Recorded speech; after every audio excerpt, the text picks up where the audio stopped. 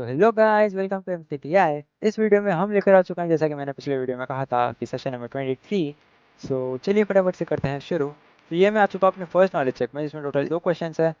पहले क्वेश्चन में कहा है कि when using the offline version of Microsoft office, make sure that you dash the file so that you don't lose it. Save under which tab on the menu bar will you find the export option.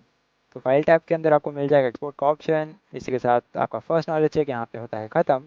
तो knowledge से ख़त्म करके हम फटक से आ गए अपने simulation question की तरफ, जिसमें फर्स्ट क्वेश्चन में कहा है बाय अलाइनिंग टेक्स्ट और numbers you improve the appearance of your spreadsheet and often make it easier to read and understand.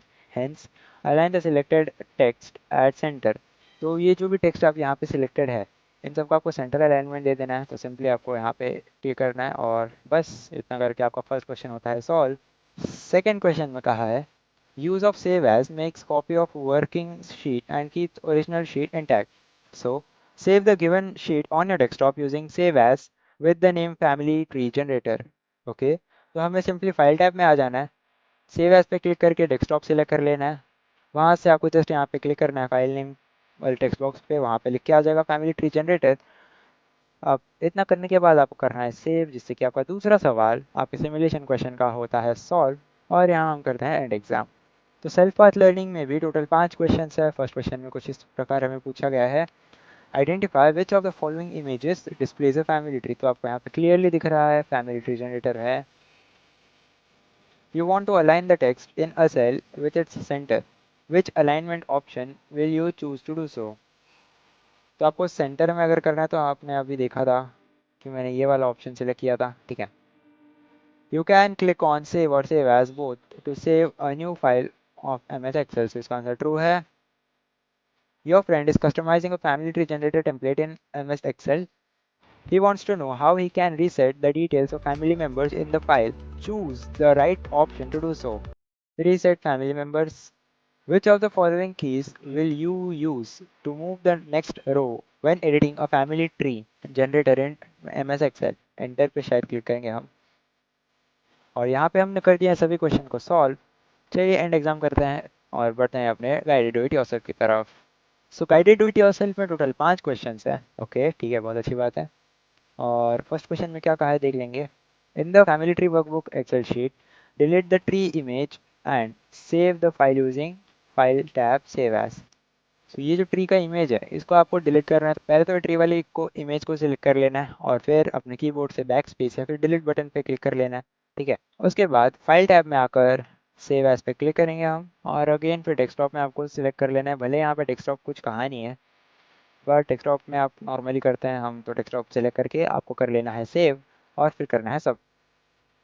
Then in the family tree sheet select the text Uttapa and change its text color to standard color red using home tab font group font color, ठीक है।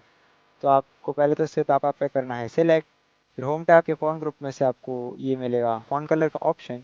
वहाँ से आपको download arrow पे click करके आ जाना है, red colour पे सिलेक्ट करना है और फिर करना है submit. Then save the family tree workbook on your desktop with the name family tree generator using file tab save as। सो आपको फाइल टैब में आ जाना है, सेव एज पे आकर डेस्कटॉप सिलेक्ट कर लेना है। अब यहाँ पे आपको टाइप करना है फैमिली ट्री जनरेटर। ये टाइप करके ओके होने के बाद सेव कर लेना है और फिर करना है सबमिट।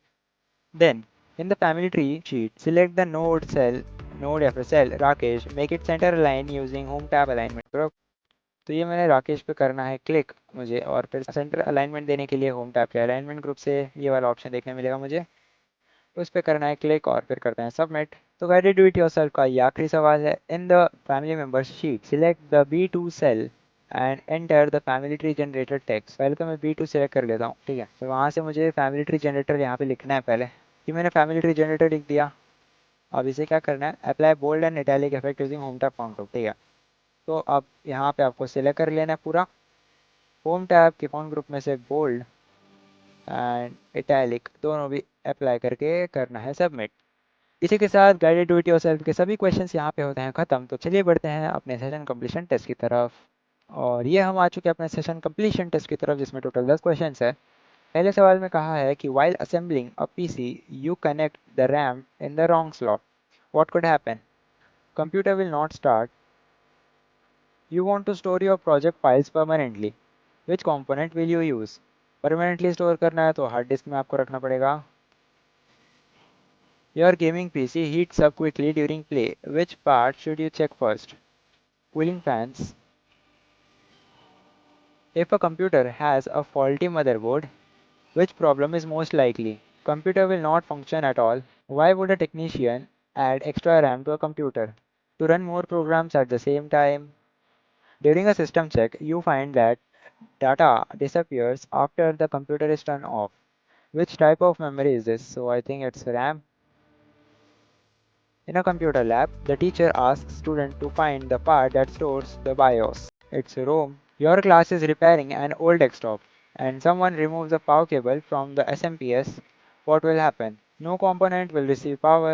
9 question में कहा है कि your computer shows no boot device found when starting. Which part might be faulty? So इसका आंसर hard disk हो जाता है. Why does a motherboard have expansion slots?